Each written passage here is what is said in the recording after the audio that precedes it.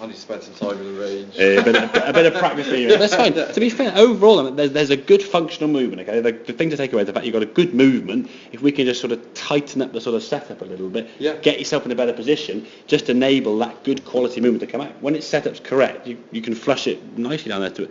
Previously, that ball's head was a bit too far back in your stance, therefore meant as you came into the golf ball, your angle of attack was too steep. And when you came down too steep, unfortunately, it made it very difficult to square the club face up with the driver. The lack of loft with that golf club resulted in the ball sort of just drifting off to the right there.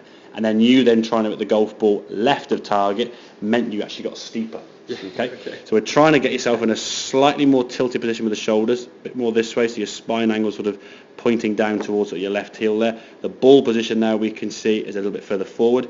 It's getting you in a position where you can actually sweep the ball off the tee peg without changing the swing.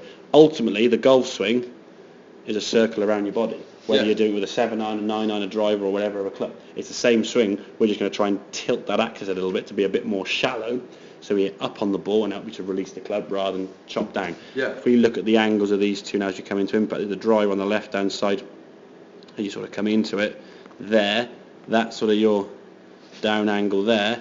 We compare it to the one with the ball's further forward. It's a smidgen late, but look at the difference of that. That club there. That club's coming in a lot, almost zero angle, where that's coming in at probably, if that's roughly zero there, that's your angle of attack. Well, there's the difference, you see. You're coming in a lot shallower, so therefore now we can square the club face up. The better tee shots or the better drivers you've hit, there's been no mat sound. When you get the mat hard and heavy, it's only going to go one way. Or you get the sky one and it goes high left. Because you're not actually in the club face, you're catching top part of the golf club with a club swinging across the ball and steep. So it just launches high left and first at Wembley, lost ball. All right? So we can get yourself in that position. So it's keeping the same swing, because you swing the iron's really good. I mean, you're 7 after about 4 or 5 swings and you got loosened up, you were flushing it 150 dead straight. Happy days. Second you get your drive in your hand, it was just a bit And I think what happened is people try to change the way the ball goes to the right by changing the swing dynamics and tweaking things when you don't need to. You can just change your setup, keep the same swing.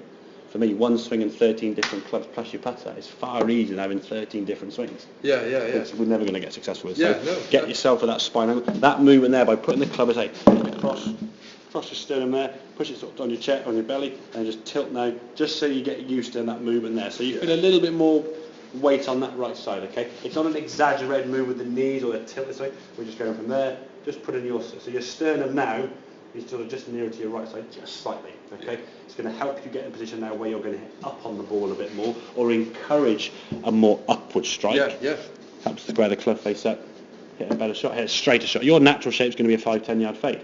Play with that all day. So it becomes a 15-20 yard pushy fade. That's what's the problem. As we said, we're trying to improve your bad shot. Better setup position to start with. Helps the club fade. If you imagine you've driven today for 4 hours from Bassett back and forth from Cardiff, if your car seat was set up for, I don't know, my leg length or someone who's 5'2", you'd be in an absolute agony, wouldn't you? Because you're set up incorrectly. You're not sort of in a position where you can drive effectively. You're set up in your car seat set correctly for your leg length, your arm length. It's comfortable. If you were stretching or you were this way, it wouldn't work. Okay, cool. Great. Hit a couple more, mate.